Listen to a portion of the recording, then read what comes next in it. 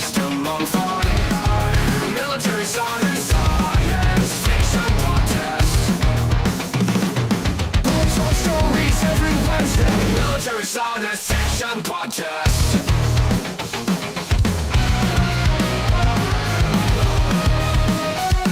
Discussion, interviews, reviews, and rants. Military science fiction contest. All right. Well, hey, everybody. Welcome back.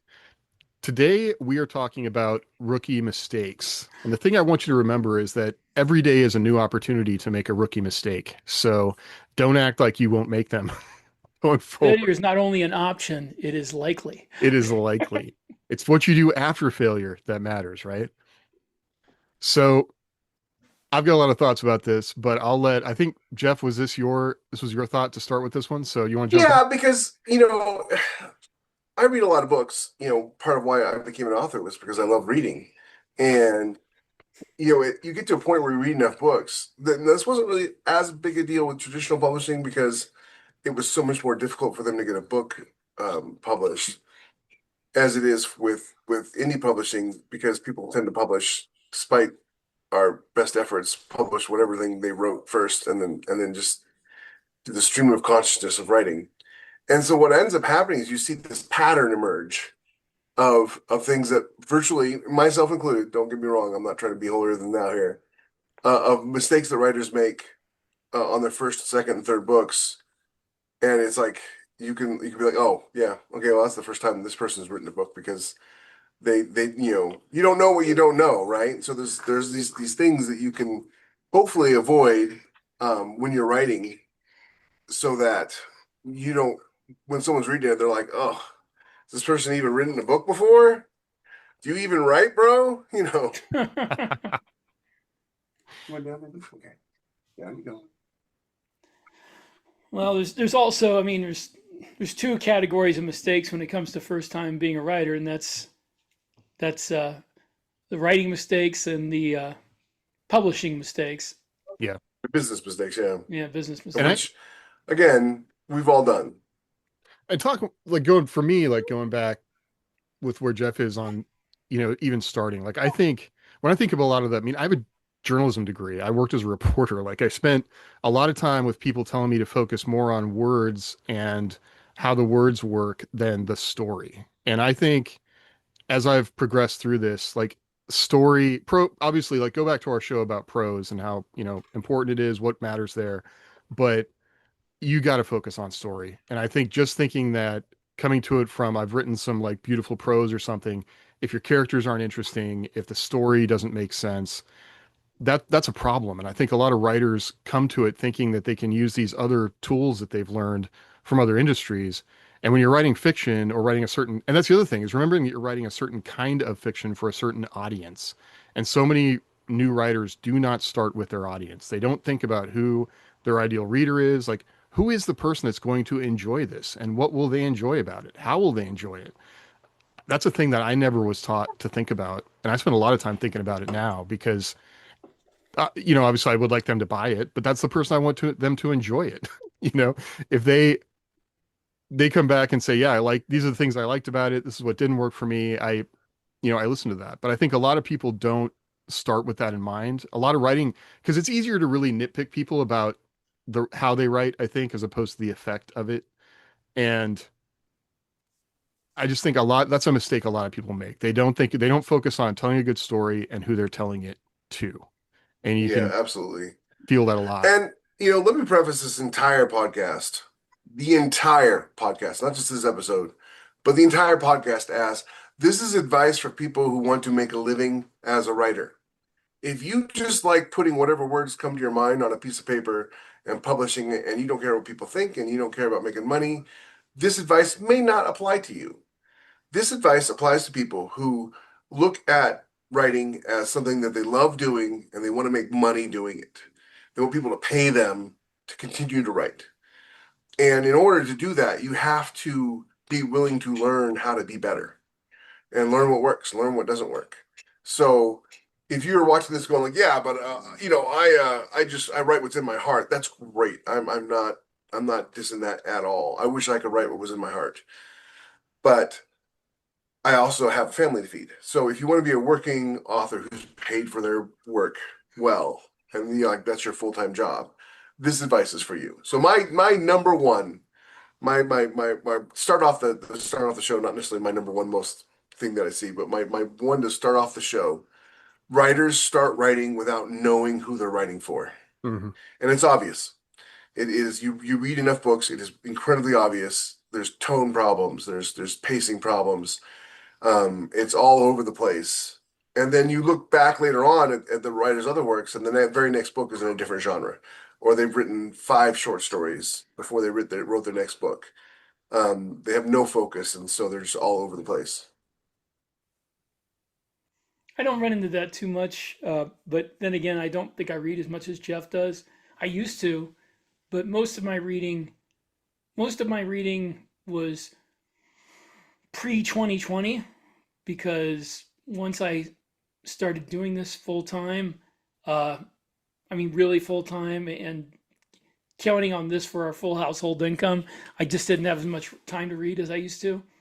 So I haven't read as much. That is the sucky thing about being an author is Yeah, all of a sudden your reading time goes way down.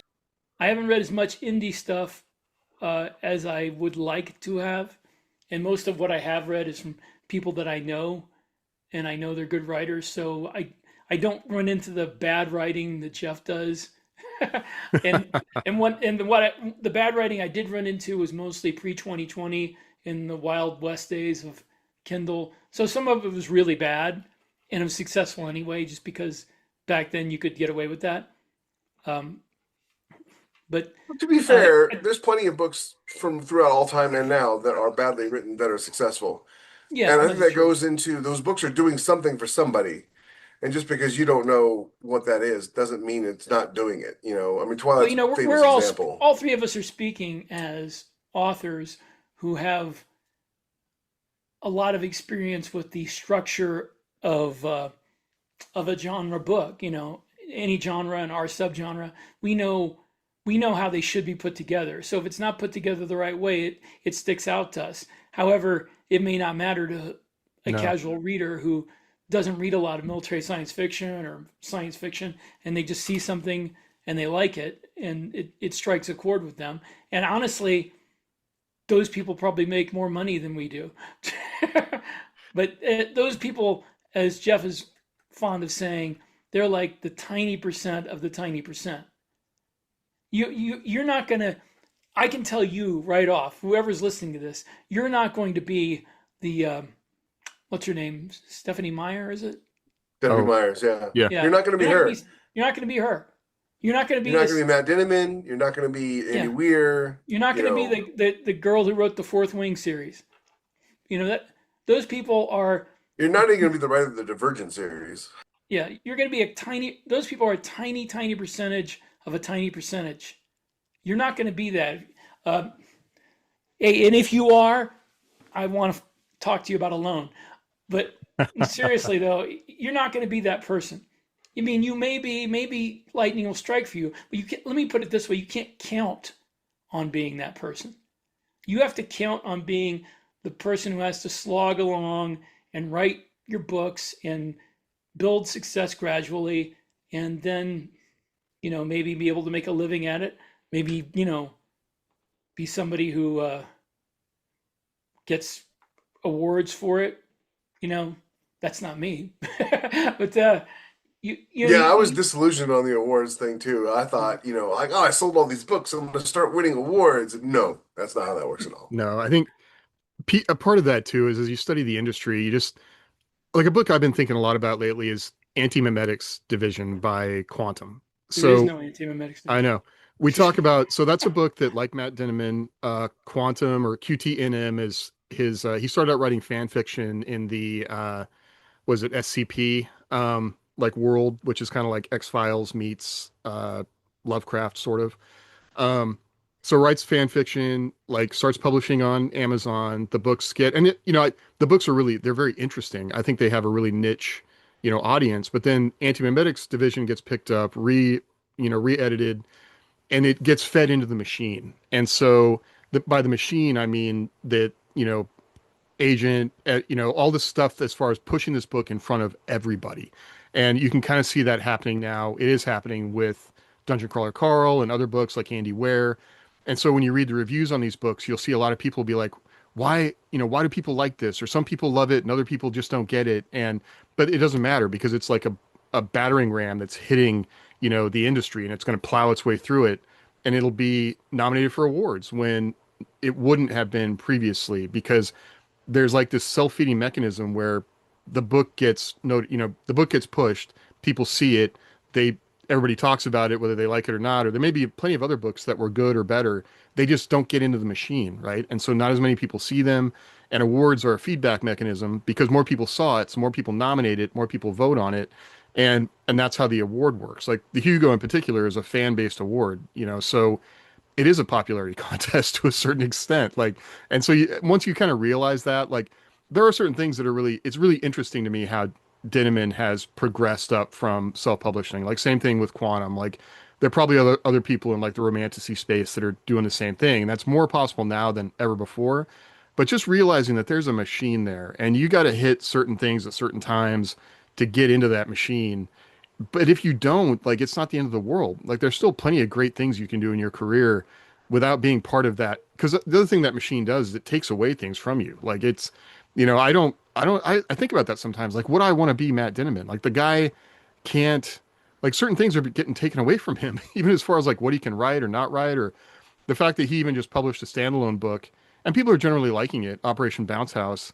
Um, they just want more Dungeon Crawler Carl. Like, that's all they want. And is he going to be locked into that for the rest of his life? I don't He's know. not, because he already announced he's ending the series at 10. Yeah, and you're And right. and Which, and I would totally disagree. I think that when you get to that point where you've made that much money, it frees you to do whatever you want. I can't. Maybe. I am trapped. If I Yeah. want to make a living, I write military science fiction and space opera, and that's what I write. And I can't get away with not writing that because I'll miss my mortgage payments.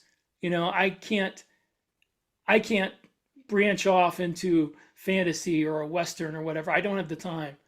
So somebody like Matt Dinniman or say Jim Butcher, Hmm.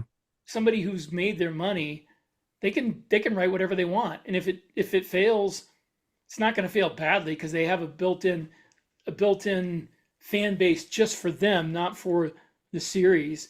I think And they it's can only gonna, do that so many times. So, like, there are other yeah, books, like writers that have just fallen off and haven't finished, and Butcher's a hard example. And I mean, Rick, I honestly, we've talked about this. Like, I don't know why that hasn't happened for you in a lot of ways. Like, if the books, because if my the subgenre I write in is not popular enough. yeah, I our mean, you pool should just wasn't big been born enough. 30 years before you were born, and then you could have been Jerry Purnell. No, So, Well, if here's I'd the thing. started Like writing 30 years before I got successful, it would be more. when I first started writing, I wrote superhero stuff, right? Well, that's mhm. not what the first thing I wrote, but that's the first thing that I made a good amount of money with. And I very quickly realized that I had hit the most money I was ever going to make with superheroes because there simply wasn't a big enough audience. And people are like, oh, but what about Marvel and the movies and blah, blah, blah. None of that translates Different. to Yeah. books. So I was in the situation where I was like busting my butt to write 6 novels a year to make what was really good money for me at the time, but not what I need now. And I was like, okay, I've got to make the transition to military sci-fi while I'm at the top of my superhero game, because if I wait until my book stops selling, then it's not gonna go as smoothly. So I move over to military sci-fi, and I very quickly surpassed what I made with superheroes by about double. But there, obviously Rick makes more than I do. He sells more books than I do, but very few people sell more books than Rick. So like there's a place for me to escalate up to, but there's not much further you can go beyond because there simply isn't the audience there to do it. Right. Now, and a lot of sci-fi writers switch over to writing thrillers for that very reason, because there's massive audience for thrillers. Um, if you go, I did this the other day on Grok. I asked who are the top five, military sci-fi authors of the last 5 years, and Rick's name is on there with David Weber and John Ringo and all these other people. And it's because that's the audience. And, that's when the audience is talking about books that they like online, they're going to talk about Rick and they're going to talk about David and John and a bunch of other people. So the there isn't really, other than writing more books and more series and continuing to build the backlist, as Rick has done up to almost 85 novels now. 91. 91. 91 novels. That's your path to progression. Now, if you're thinking you're going to get into sci-fi and you're going to make a bunch of money, I mean, you make good money. But again, Andy Weir, 1% of 1%. You know what I mean? Which So could be considered a rookie mistake. Like when you yeah, start, because thinking here's you're the thing gonna too. you think you're gonna be huge. Yeah. Yeah. I mean, we live in a time where like think about like a YouTube channel or something. Like somebody will do a thing that they like you write a book that you like, and then you try something different or something about that book gets feedback and attention, but it's not as much attention maybe as you could doing the thriller thing if you had just started with that. And so, but once you get into it and you get a certain amount of success, it's very difficult to move to that other new genre that you might have wanted to start in. And but being intentional about that, that's the thing. Like I don't want to write thrillers. I mean, that's the problem is I want to write what Me either. I want to write science fiction. I like to write military science fiction. Every time I sit down and think about some other thing I might want to write, like I'm just not as inspired. So that's maybe a problem in me, but it's something to think about. Like once you get to a certain level, and I was one of the things I was going to mention too is like pen names. Um, it's very difficult to start an author name, and then once you get a couple years into it, you're kind of committed to a certain part of that, and it's difficult to move. Like those readers will not follow you to another name or another genre, just like Rick and Jeff have been saying. And so that's a thing to think about. And sometimes you have to grind in the beginning and be very intentional about what you want to do to get to that place where you would like to be with the type of success that you want. Because it's very hard to move them to another. Like the readers will not follow you to another genre. That's just Yeah. not going to happen. And so, I Which mean, brings me to my, oh, go ahead. I was just going to say the counter example I'd use to butcher Rick is Robert Galbraith, the pen name that Rowling made up. Like that, people still figured out it Didn't was happen her. until people found out that it was Yeah, J.K. Rowling. Yeah. yeah. And Well, no, so but that's I don't know if that's a counterexample. I was saying that Butcher was able to. He wrote urban fantasy, and he was so successful. He was able to go write Regular steampunk fantasy. and regular yeah. and epic fantasy, and it just he wasn't But stuck. he's also Trad Pub, Yeah, which and is a that's the different thing. audience. Rad Pub is a different audience. Yeah, Yeah. Because not by different audience, I mean that Jim Butcher doesn't write books for people to read. He writes books for the bookstore to buy. And if his books are successful, people read Jim Butcher books, just like people read Brandon Sanderson books. When you're indie authors, you're writing for a genre. People read you because you write in the genre that they want to read in. yeah. Um, and That's the I just to go inside baseball here. I don't have a huge fan base of people that read my books because my name's on them. What I have are books that fit neatly in a subgenre with a series of tropes that attracts readers to them. I mean, if you get somebody who said, I love Drop Trooper, I read every book in it. 3/4 of those people won't know who wrote it. They read it because it was in the Space Marine subgenre, and when they looked it up on Kindle Unlimited, it came up as a popular book. They read the first one, they liked it, they went through the whole series, and that's how I make a living. You're not going to find maybe a third, quarter of the readers who read my books actually know my name or look for books by you're the me. Drop Trooper guy. It's Drop Trooper guy.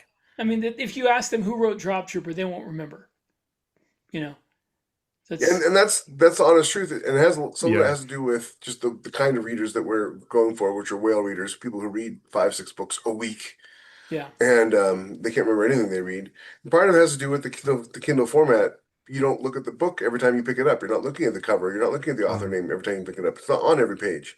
yeah, So yeah, which it's kind of interesting as you're talking about the audience stuff like that. That kind of brings me to my other thing that I see a lot of new authors doing. Um, I kind of feel like sometimes people want to do anything but the actual work it required to be successful. Um, you are not going to be a successful writer by doing things other than writing. You're not going to be successful as a writer because you have a large social media following. You're not going to be successful as a I was writer going to bring because that up. you write articles for Vanity Fair. You're not going to be a successful writer of novels making a living because you write a bunch of short stories and you've had 34 short stories The published only by. counterpoint would be if you are famous in real life, you might be successful as a trad published author because publishing companies want books by Yeah. famous people. And that's a whole other thing, right? Because famous people get different contracts than the poor's. Yeah. Uh, so if you want to be a successful writer, going and starting a podcast and building up a following of 50, 60, 100, 180, 200,000 people isn't going to translate to diddly squat when you publish a book. What's the cyborg ninja girl? She was famous for a hot minute there. She had 80, 90,000 people on her YouTube channel. She published her book. Nobody bought it. I didn't know she Um, published a book. yeah. She published three, all in three Uh-huh. different genres, all Well, very who's the fantasy weird. guy that does book reviews and he write Green? Like I Yeah. also, yeah, it's I mean, we've talked about this. Like people have told me they don't agree, but it kind of feels like in the world we're in, people allow you to have one kind of fame. Like you could be a YouTuber, you could be a writer, you could be a this or that. They don't want to think of you in some other way because that hurts their brain, maybe. There are a handful of examples of people who built up a following through like YouTube and then had a successful book career, but they are like we've talked about before, they're like the Outliers. tiny Yeah. percentage. Yeah. And they're not even talking about like 100,000 followers. They have millions and millions of views Oh on their yeah, YouTube. Andy. He publishes with Athon, his Sigil on YouTube. He has Mhm. over like 5 million subscribers on his Yeah. YouTube channel for Minecraft. Or the critical Uh, drinker, you know, yeah. he's a movie critic and social commentator, and he wrote this thriller series, and it's successful, and he actually made a low budget movie out of it. But that's the exception. He has millions and millions of followers, and he's world He has famous. millions and millions of followers, and it was just kind of successful. Right. Yeah. You know what I mean? Like he wasn't number one on Amazon like Matt is. No. He wasn't even the top, 50. You know what I mean? And I like Critical Drinker. I watch his stuff and he's hilarious. But I wouldn't go like, oh, I'm gonna go buy his book because I'm not gonna assume that he's a good writer just because he's funny on YouTube. But also he doesn't write my genre. I don't read thrillers. But Yeah, I don't either. the Which big I wish I following, did. I wish I did. there's this lady on X, and she was very successful as trad pub at one point. She was a journalist. Her book was a New York Times bestseller. She sold over 1 million copies of this book, but she got blacklisted by the industry because she wasn't critical of Trump enough, you know, in the last time he was president. And so she's been trying to do indie, and she's got 300,000 followers on Twitter, and she'll get like 5 likes, 15 responses maybe on a post. And she's like, "Where are all the people who are following me? Why aren't you seeing this? Why aren't you buying my book? If 1% of the people bought the book, then I would, I'd be fine."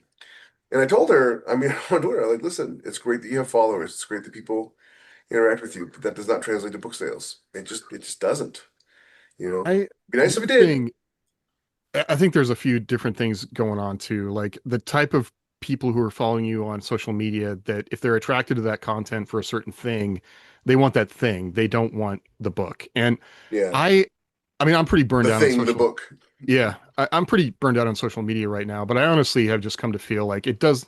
I don't think posting anything on social media actually helps you. And it's, if at worst, it's going to hurt your audience as opposed to grow it. Because all it's going to do is reaffirm the people that saw the thing on social media. And if they came to your book, I want them to take away from my books the thing they get from the book. I don't want them to go to social media then and I have some other opinion about tomatoes and gardening that they, you pronounce it tomato, not tomato. And so I'm never going to read your stuff again. Um, which, that's a metaphor, obviously, but I think, honest, I'm just in I a hope place where so. I don't feel like it helps you. I don't think that, like, people don't come to me for my hot takes on stuff. They want to read science fiction that I write. And all it does is maybe turn them off if they go find some other thing I'm doing that's not part of that. So I talk a lot about movies, TV shows, and video games on social media, and that seems yeah. to get me um, a few sales here and there. And I figure, Mhm. the way our model works is someone buys book one, they buy the rest of them. And so, I kind of figure it's worth it. Obviously there are people who do it better than I do. I'm Mhm. not out there spouting controversial stuff all the time. I do sometimes. But well, it doesn't seem controversial to me. Well, and that's the But thing. You never know how somebody's going to take it, and you know? you can't know. And I've got reviews for people who curse my name and say I'm Mhm. evil. I still have 4.7 stars on average, so I'm not too worried about those people who really don't like what I have to say. But if you're someone who is still trying to build your audience, is still trying to become big, it's probably a good idea not to be on social media making a noise because you do risk alienating people from your Or genre. I would say just do the thing that's like related to your writing. Like Right. this is something I wanted to mention too. Like when I first started, I ran into a real wall with newsletters, and we've talked about newsletters before. Ugh. And you know, I had a corgi and a blind cat that would do really fun, like, whatever. They would play with each other, and I thought that was the cutest thing ever. So I started including things about that, and I got more engagement about the pets than I did about my work. And I realized that I just made a huge mistake there. Like I didn't invite people in to, view my cute pet chant, my newsletter. I wanted them to buy books. And so, Well, what's funny is back in the day, a lot of the people who are newsletter experts, right? That's what they right, I talk think that's about. probably where I got that. Yeah. They want you to be Tammy something. They want you to be authentic and show your family and blah blah blah. And I just got to the point where I was spending maybe 6 or 7 hours a month on my newsletter, and that was Mhm. hours I could have been writing. And Yeah. also, it wasn't fun, even remotely interesting to me. Obviously, it's everything is doesn't always have to be fun. But we're talking about creative works where you're putting your heart, blood, and soul into it. It needs to be fun or rewarding or something. And newsletters are just like, oh, I'm gonna die if I have to write one more newsletter. Yeah. I Well, And it's then hate you got other another, people people. who are like, oh, include me in your newsletter, add this or add that, and I want to be in your newsletter. And you know, now I just when people ask me if I'll share with my newsletter, I say yes if I think the book concept is good and the cover is good, and then I just share it on social media. And because I don't newsletters in actually. particular, like Fun we, fact, I don't have access to I my still newsletter have a right now. newsletter. I hate writing it, Mhm. and I only do it when I have. I mean, I used to do like anybody who wanted me to put anything out there. I would do a newsletter just to put their book in it, and then I'd have to do something else like give away a physical copy of my book, signed copy. And I'm like, and I don't mind doing that. It's just such a pain in the butt putting It that really thing is. together. Actually, the WordPress updated their website stuff or whatever, and I lost back end access to my newsletter. So Oh it's no. still there. It's still automated. People still get the things they sign up for to get. I don't have a way to update it without spending a lot of time on the tech support I didn't know phone trying to WordPress get it had undone. newsletter Are service. you still using Sendy, or were you using a plugin? I'm still using Sendy, Yeah. but WordPress changed something, and so it won't let me access it.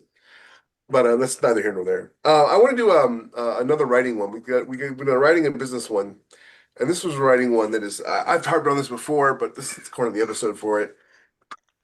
Obviously, there are three legs to a stool of writing fiction, especially our genre fiction. Story is one of them. Character is obviously, we talk about how like your story has to be really good, but your characters have to be great. And characters that don't act like real people are so obvious to anybody who's read more than a couple books. They're not always obvious to the writers who are writing them because they're enamored with their character, they're in love with their character. I had a friend who asked me about writing a character recently, and he was like trying to write a character a very specific way. And so I gave him some advice for how to do it. And then he came back with like the most cliche thing ever that the character is trying to do. And I'm like, listen, I'm not going to Shady. tell you how to Shady, not the other word you might have heard. cliche. I was like, I'm not going to tell you how to write a character or anything, but like people have read so much at this point that having the rogue scoundrel betray somebody at the last minute is that it's obvious. It's been done. The rogue But scoundrel, is worse, that what you said? yeah. But worse is having characters who don't behave like the people would behave in those situations. The big one I've always mentioned is that the Fleet Navy book I read where the officer was crying at her console because they were surrounded in space. And I'm like, There's no crying in the Navy. There's no crying in baseball.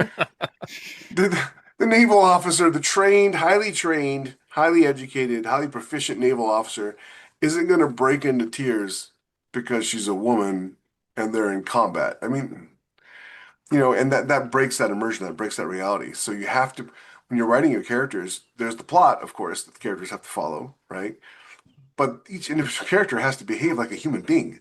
Like we have knowledge of how humans behave. We all have it. We have our daily lived experience. And while I can't predict what your daily lived experience is versus mine, you can generalize it to the point of if I see a person in a suit who's very well dressed and manicured and has a Rolex on their wrist, I have an idea of how they're going to behave versus the dude with the facial tattoos and the teardrop neck tattoo, you know, with his pants around his ankles. And so when you write somebody and they act in a way that people don't behave, it becomes glaringly obvious, and it breaks immersion, and it's something I see a lot in people's first books because Or they're it's Put it this way: if forecasting. characters are following the plot.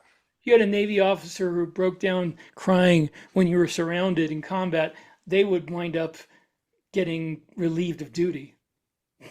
Or dead. I mean, I don't I know. believe in that book, the first officer went over and hugged her. Was this one of the new Star Trek books? No, it was it I was mean, sadly maybe, an indie book. I mean, we really just need to pioneer the whole cozy MILSF, sub genre that we could sell like 4 books I in. could probably write a book series that just takes place in between my books. That's just the characters on leave. If I could figure out how to write a book that didn't have a That's, story. I mean, it's like a next generation episode in between the No, plot you things. could have a story. Just the story would Yeah. have to be like some sort of administrative grift they were pulling. We did. I mean, some of the side I stories. believe you're writing that book series. No, it's got action and battles and stuff. The grift is just like a background noise to it. I mean, one thing I want to mention, like that immediately came to mind for me, like I've talked about hate reading Fourth Wing series to try and figure out what makes romanticy work. Um, one of the things It about starts with that a P and ends with an N. yeah, pandering? No, No, there's that, Porn. two letters in oh, between. that. Oh, yeah, yeah. Pandering does not end with an N. Sorry, my brain's not working. Um, I It does if you're in the South when it's just pandering. pandering. Yep. So there was a thing in that book that I saw this reflected in the reviews as well. Like the character was set up like with a lot of check boxes. And one of those check boxes was, and by check boxes, I mean probably trying to pander to certain audiences. She had a disability. And I think you can do a lot of really interesting things with a character with a disability, but you have to, getting back that lived experience Jeff was mentioning, but you got to really commit to it. Like she supposedly had something where she breaks bones easily, and um, but then she's like riding dragons, and she would like break a bone and just push through it, and it really all of a sudden like this doesn't actually matter at all. And so for me, I mean, I kept reading because I wanted to figure out like, are people really going to like this? But then I saw that in the reviews where a lot of people be like, hey, I was attracted to this character because X, Y, and Z. I could really align with this. But then, oh, the author actually just dumped it because the plot needed her to ride a dragon, right? So that's the thing that throws me And yet out. she still makes probably millions of dollars. I know, and she makes way more money than me, so don't listen to me. I'm probably You I'm know, when I dumb. was That's writing just Arsenal, I wanted to write a character that was in a wheelchair. I actually wrote the book first where she wasn't in a wheelchair, and I felt like the book was missing something sort of like she needed like an intrinsic challenge. But I Mhm. didn't want to be one of those things where it was like she was magically healed at the end of the book, by super science or something. So, spoiler alert, Arsenal, outside of her armor, is always in a wheelchair.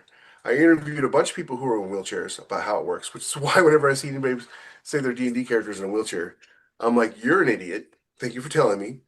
Um, People in wheelchairs do not go swimming. People in wheelchairs are definitely afraid of stairs. People in It's wheelchairs do cracked. not like uneven ground.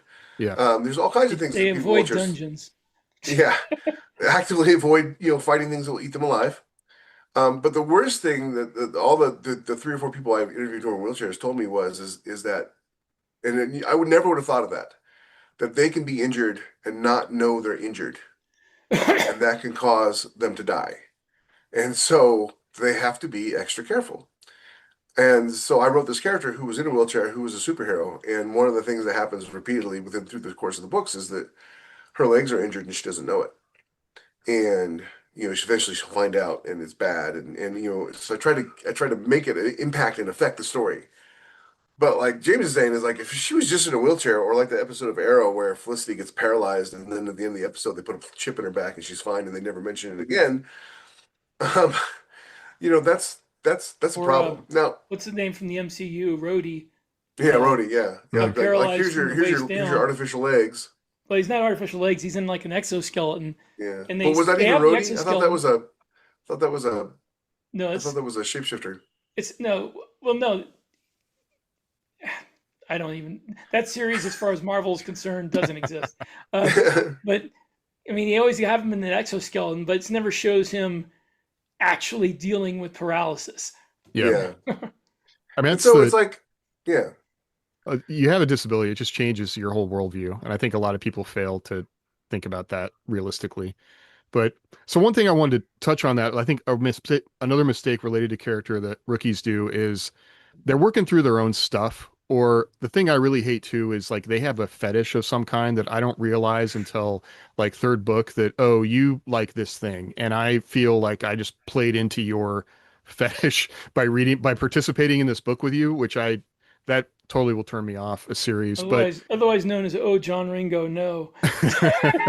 yeah, I guess maybe I'm not motivated by that. I'm not trying to sneak things into my books that, to be subversive about it. But the I mean, this is a mistake. I think that comes from literary fiction is like you're trying to like absolve yourself of the mistakes you made in your divorce. So you write a book from where the husband actually isn't such a dirtbag. Not to say I was a complete dirtbag, but and so you're working that out. And I think you could have aspects of this thing that maybe is from your real life or a part of a character, or if you have any kind of impulse to replay out something that's in your life that you are trying to work through, throw that out or find a way to maybe write that let out, write me that summary out, and then throw it away and do something different. let me give you the advice. Write that book and then never show it to anybody else. That's because you're gonna think it's subtle, but it's not. I Yeah, wrote that book when I was like 18 years old and got it out of my system, and it never saw the light of day. You know, because it One of also the worst plays. things that happened to writing in creative arts in general in the last 20 years was this erroneous, false, evil idea. right? What you know? No, well, yeah, that's right up there with it. But the author insert. Mhm. I Yeah. want to see myself in the character. Bitch, I don't want to see myself in the character. I'm 52 years old. I'm overweight. I want to see the action hero guy who People makes want to the read right about me. decisions that I never made. I Mhm. don't want to see broken Jeff in the book. I want to see the hero who I can admire and look up to. This whole like I want to see myself, so the main character has to be fat and stupid and ugly or perfect or whatever. Like those Can't characters be all four of suck. those. Yeah. Well, I mean, those characters suck. Like it was like Star Trek. Watch this. Looking at Star Trek Academy. I'm like, is fat code for diverse? Because I'm sorry, I was in the military, and nobody in the military is that overweight. Not to You mention, know, it's the 30th something century by the time of that. And right now we have Ozempic. could Right they run now. them through the transporter and just reconfigure their bodies to be fit? I mean, just yeah, it's just Marvel did this thing like 15 years ago with comics where they remade one of my favorite superhero teams, which is the New Warriors. And the new team had nothing to do with the old team. And one of the people on the team was this horribly obese woman. And like I'm like, dude, she's not even gonna make it to the battle. She's gonna die from a heart attack just running to get to the fight. But they act like it's no big deal. And I'm just like, no, this because the author wanted to see herself in the comic. And I'm like, it's just you can't. You're not writing for you. You're writing Well, for an somebody should tell audience. her her superpower is she's a great artist. It's not that she Yeah. can run into battle and fight supervillains. So Well, I And think when you you're need to take that motivation to why is it you want to write about that character and just realize that, like, in a way that the story is still like a fantasy where people would like to.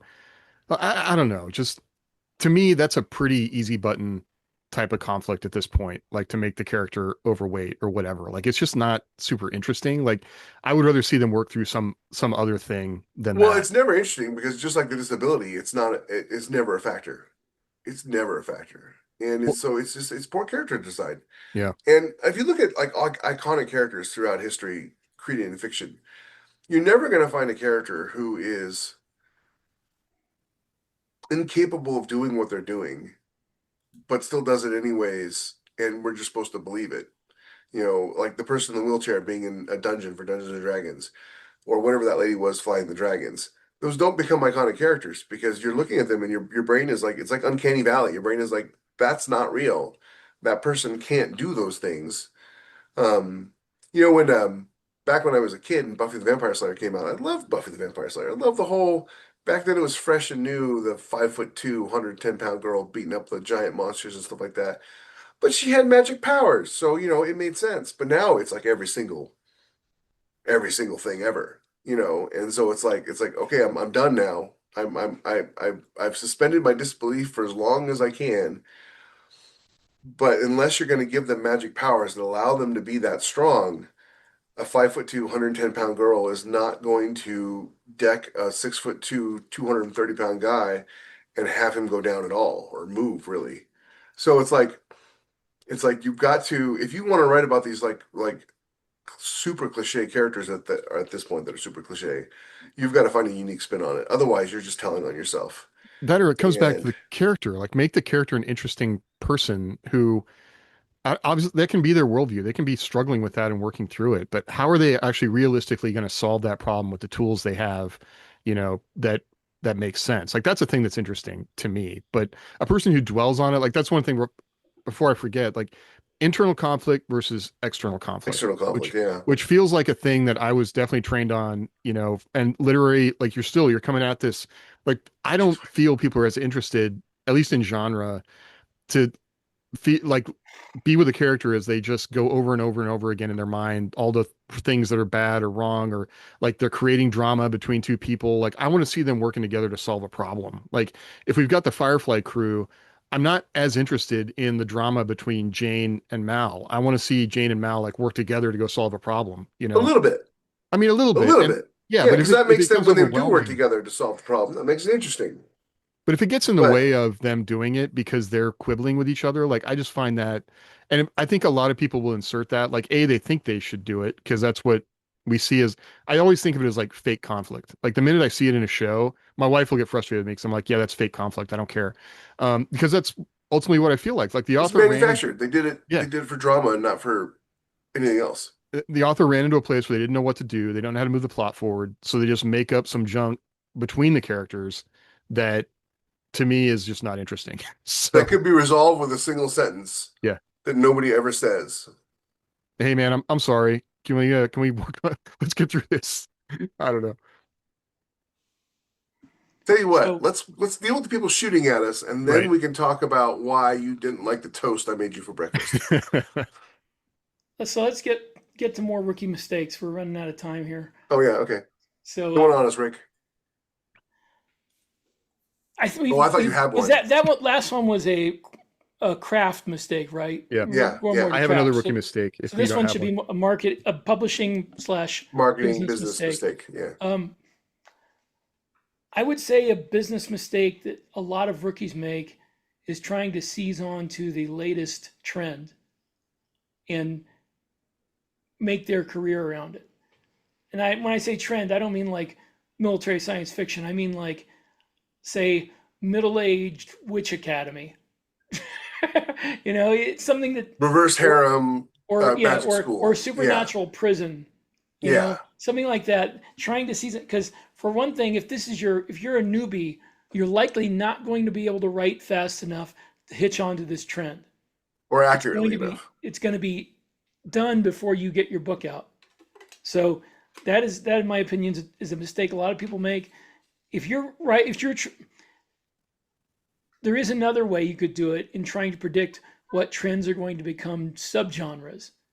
For instance, lit RPG. Mhm. If you had hooked onto that trend near the beginning and predicted accurately it was going to become a popular subgenre, then you haven't made a mistake. But that's the problem is, unless you're in the business, you're probably not going to be able to accurately predict which trends are going to turn into subgenres. So you're taking a big risk hooking on to something new and thinking it's going to last. And lit Yeah, for RPG sure. is like, if you've been part of that community and you've been on Royal Road and you've been reading it, like lit RPG has actually been around for quite a while. It's just, Yeah, I'm just it's saying only if you got breaking. into that, you got into Yeah. it near the beginning, then you made the right decision. Yeah. But there's been I for know everyone authors. like that, there's a dozen that don't last. I know authors, especially in the romantic romance field, who hitched their wagon to one trend or another, made a lot of money. But when that trend vanished, they no longer had an audience because the audience wasn't interested in them as a writer. They were interested in the trend that they were following. Hmm. Because they will go in and they'll read all the Magic Academy books. They'll read all the vampire, dating books. They'll read all the, Amish werewolf books, but they don't follow the authors. And making that mistake, and yeah, it can be jarring because all of a sudden because the well will dry up. It does not dry up Right. slowly. It dries up fast. And if there's One day any, you're making money, the next day you are not making yeah, anything. if there's any place where AI is going to have its first effects, it's where, because that's always the cycle, right? Like you have an underserved subgenre of something. Like I want, plant people romance, spicy plant people romance, and so I go search Amazon for that, and there's So only two books there. jalapeno pepper people. Yeah, we're creating it right now. And so there'd be like two poorly written books in that subgenre that would be super hot, and people would realize that, and there were actually tools out there to help you find it, and then people would write a bunch in that to serve it. It spikes, then other people see it, come in, maybe better writers who are doing it, and by that time it starts to play its way out. Well, I think that's the first place AI is going to hit. Like if I can start plugging keywords into AI and it gives me a short story that gives me the plant shifter romance that I want, that scratches my itch, I don't really care who wrote it. So that's the place where I think it's really going to hurt people. So that's why Yeah, chasing yeah. that doesn't serve you. Um, I've got one that's adjacent to that too. mhm. About chasing trends is I see a lot of people who are really, honestly, anything being published, you should be proud of it. You put in the hard work. But indie publishing is not trad publishing. All right. There is a lot of publishers in the indie space. I'm not gonna say their names because I know them and I like them. They're good people, but they're doing a disservice and they just don't realize it. Who publish a lot of short stories and anthologies year over year. Those stories do not make anybody but them money. And they hurt you when they come out and you sell 50 copies. Because now your name is associated with a product on Amazon that did not sell. And Amazon doesn't care that you worked really hard on that short story and that it was thematically really great. All it cares about is, did that book sell? So there's a trend right now with 3 or 4 different publishing houses that are publishing short stories in anthologies 3 or 4 times a year. More And than that. yeah, more than that now. It's making them money. It's never going to make you money, and it's going to actively keep you from having a career because when you do finally go to publish your book, assuming you want to publish a book eventually, Amazon's going to look at your name and go, "You don't sell books. I'm not showing you to anybody."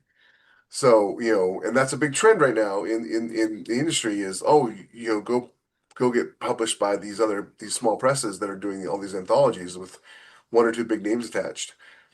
Full disclosure, I have done a couple of I mean, that's what anthologies sucks because the we've last all few been years. there, and I like to write short Um, stories. but only I don't like to write short stories, but I only did them because the people involved were people I admire and respect, and they personally asked me to be involved in it. Hmm.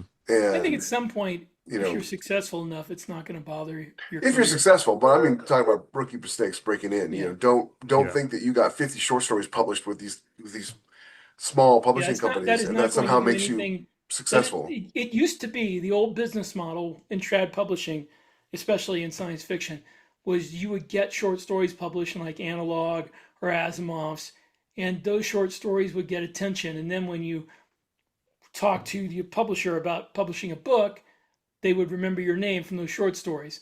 But that's not the way anymore.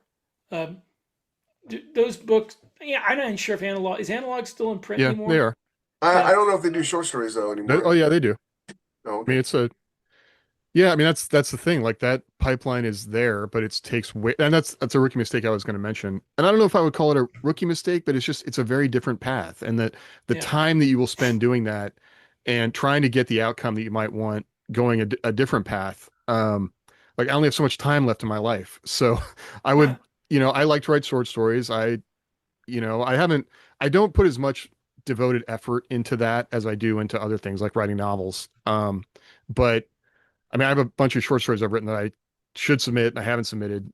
But that again is like I don't care if I make money off those things, right? Like that's just a totally different. And this, especially on Amazon, I think the thing that occurs to me with this is that, like everything else we've been saying, like the readers that want to read short stories maybe don't read as many novels, or they want to read anthologies, like they And treat it like a clearly, there magazine. aren't that many readers who want to read short stories because those Mhm. anthologies never sell that many copies. Yeah. So it's Yeah. When people who routinely hit the top of the list with bestsellers in sci-fi do an anthology and that anthology sells 50 copies, nobody's reading anthologies from anybody else for any degree. And I got this big argument with somebody on a different Discord about like, well, I make plenty of money selling short stories in anthologies with this one press, and I'm like, okay, well, your definition of plenty of money is right. probably a couple of grand a year, and No, my definition of plenty of money is a couple of grand a week. if You that. know, I mean, you even know, selling a short story, like even at 6 cents a word, if you make $300 selling, a short story, that's just it is not sustainable. Like you know. it's not, I take my wife out to dinner on short story money and feel, okay, cool, that's a win. Um, And but the only otherwise money it's I ever made selling a short story was the one I sold to Bain, and that was about $700. yeah, That's, and I could not, I can't guarantee that I will ever have another short story with Bain. I mean, I have to get asked to be in those anthologies, you know? And it, what you wait for the one they do a year to see if you're invited, you Yeah. know. So you make $700 a year on short stories. Wow, you're really rolling in it. And if you're starting out, that can seem like a good deal. It can, but it's a mistake, and don't do it. it's You yeah. know, I mean, short stories are just a very different art form too than writing novels, and they so don't it's prepare you to write novels. yeah, Yeah.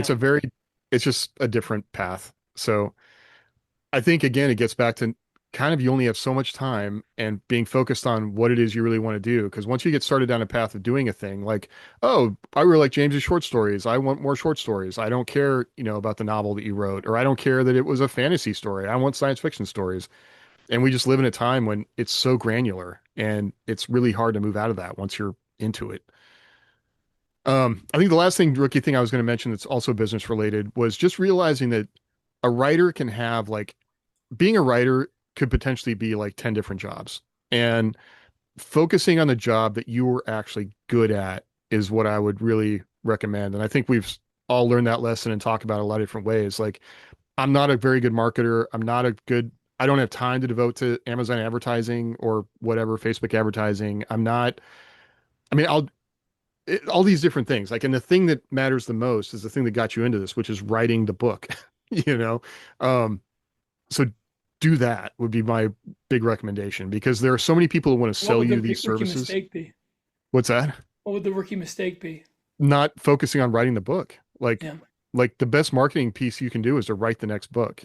Because as soon Mickey as you have that Spillane book, said, your first page sells this book, your last page sells the next book. yeah, And If I there's a could, common if I thing could about, like do a corollary to that, if you have not had a successful book yet, don't pour a buttload of money into courses and right.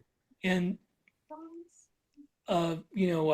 books and spending all your time listening to podcasts telling you how to successfully market, yeah, because those are most of those only apply to people who've had books come out and have a backlist, and even then a lot of them aren't really that great advice, but even the ones yeah, that it are, frustrates me when people release they're one not book for and then they people start talking just about writing the marketing. first book.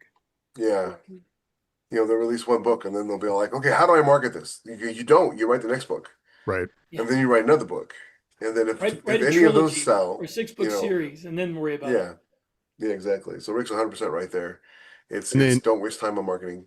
also It'll related to kill you. that, like being clear about what terms mean. And so a publisher like a publisher that wants to publish your indie book, that's not a publisher. That's a vanity press with a different name. And so you shouldn't be paying anybody to publish your book. They should be Yeah, paying that's a you. rookie mistake too. Never pay anybody Yeah. anything to publish your book. If you're self-publishing, you may have to pay an editor, you may have to pay a formatter, you may have to pay that. But when it comes to actually doing the work of putting your book on, Kindle, KDP, or drafted digital, whatever, don't ever pay anybody to do that for you. Yeah. There are people out there that, I mean, it's really not hard. I promise you, it is not hard.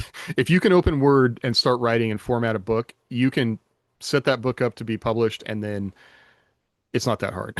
So, and there are, I mean, I think we've talked about this. Like, there absolutely seems to be a cottage industry aimed at like newly retired people with a whole lot of money on their hands that just want to say they published a book. And great, that service exists, but that's not, I don't know. If your goal is to publish more, If I wasn't as ethical as I am, I'd be finding a way to get into that industry because, oh my gosh, the amount of money those people make is ridiculous. right? All right. Do we have what is one last one? Um, Not making friends in the industry. I think we've talked about that on other shows, like not networking, not don't pay too much attention to reviews. Like, you'll get bad reviews, just get over it. Like, maybe pay somebody just to tell you how much you suck. And then just don't worry about that anymore and get on to, if you're going to pay for anything. You will get bad reviews, just get over it and write the next thing. I think my number one rookie mistake is giving up after the first time you fail, Yeah, yeah. because you're going to fail. And most people do. Most people's first book does not hit it big, first series does not hit it big. You may be the exception, but probably not. The odds are you aren't. So if your first series doesn't take off, don't just give up. Also, don't flog it. Let it go. Let it go. Yeah. But don't forget that To quote Frozen, let it go. let it go. You've already done a thing that most people will never do just by finishing a book. And by finishing the next book, you have moved up to another level of most people will never, ever, ever do that. So don't sell yourself short. There will always be somebody that doesn't like what you do. We're in the business of trying to, like, asking people's opinions. We're wanting them to like a thing they may not like. There's a reason there's 10 different flavors of Coke and has been. So don't dwell on that, but also don't sell yourself short that you have accomplished something. And if the first person who looks at it tells you they don't like it, well, screw them, move on. There is a person out there who will And like it. there's a business corollary to this. Don't be, as Jeff was saying about let it go, don't take forever polishing this turd Yeah, that too. before you publish it. Just, if you don't think that it's good enough, but you spent a year on it, you have two choices: either forget it, put it in a virtual drawer and never look at it again, or publish it under a pen name, see what the reaction is. If the reaction's good, if people love this book, then you were wrong. It didn't need any more work. If the reaction's bad, file it as a lesson. The next series you write will be better, and then you can publish that under your real name. And Yeah, I mean, if I had that mindset of like, I'm going to work on this series until it sells, I'd still be working on my urban fantasy that I wrote 10 years ago. That was my first big publishing break. Because book one was great, was huge, and it made a lot of money, but book two and three bombed. And so the number of people I see who they write a trilogy, it doesn't sell, and they put new covers on it and titles, and they re-edit it, and they add more, they take away. No, you write it. Once you make that publishing decision, it's published. If it doesn't sell, move on. And if you can't move on, then you probably have to come to the realization that you weren't actually ever interested in writing. You were just interested in writing this one series. And which is maybe that's okay. okay, but that's not Yeah. the way to do it if you want to be successful as an author and make a living. And I'll tell you what, anybody who does this for a living, people ask, oh, where do you get all these ideas? Ideas are cheap. I mean, and maybe that's just because what we are, but I have ideas that I'll never write and never get around to them. So ideas are not hard to come up with. So just If I could stop coming up with ideas for a few minutes, I would be very happy. What's hard to come up with are really, really compelling characters. Yeah. If you get one of those, don't let it go. and as part of that too, like just remember that writers and editors are not the readers who are buying your book and enjoying your book. Like, so if like Rick was saying, you put it out there and readers react to it and love it, just maybe you need to recalibrate whatever it is that you thought wasn't working in the book. Like it was working. So think about that and, move forward with that new info. Because like I was joking at the beginning, like it's always a new opportunity to be a rookie, but I learned every book that I write is a new book. I think Gene Wolfe said this, like you finish a book, now it's time to finish, like the next book is a new challenge, right? It's a new opportunity to learn and grow and do something different. And it's always its next new challenge. So just enjoy that or try to enjoy it. If you don't enjoy it, there are so many easier ways to make money. It's ridiculous. So, And last thing, if you don't want to do this for a job, then don't get into that grind, because if you're not interested in the work and the commitment it takes to do this for a living, it is so much more fun just to do it for fun, just to mhm. write a book a year or every 2 years and put it out there and don't care if you make any money off of it. So if you're doing it just for gratification, there is nothing wrong with that. There's no reason to force yourself into this as a career if you want to do it just for the feeling of accomplishment. I do That's this because it's fine. the only thing I'm really, really good at that makes Yeah, money. that's You know, this is the only thing I can make money at, so that's why I do and it. it happens that I love doing it. So it works out. Yep. If you love writing and you enjoy or the process enough and you think you can do it for a living, then approach it like you would be approaching a career. Don't do it haphazardly. Don't just be like, Mhm. well, I'm just going to write whatever and it's going to sell, because that never happens. Yeah. It is the hardest work I've ever done. My time on this podcast has come to an end. All right. Well, hey, let us know if there's any rookie mistakes we missed. Come join the Discord, not the discard. Like, subscribe, all that good stuff. And thanks for hanging out with us. We appreciate you being here. All right. So we'll see you later.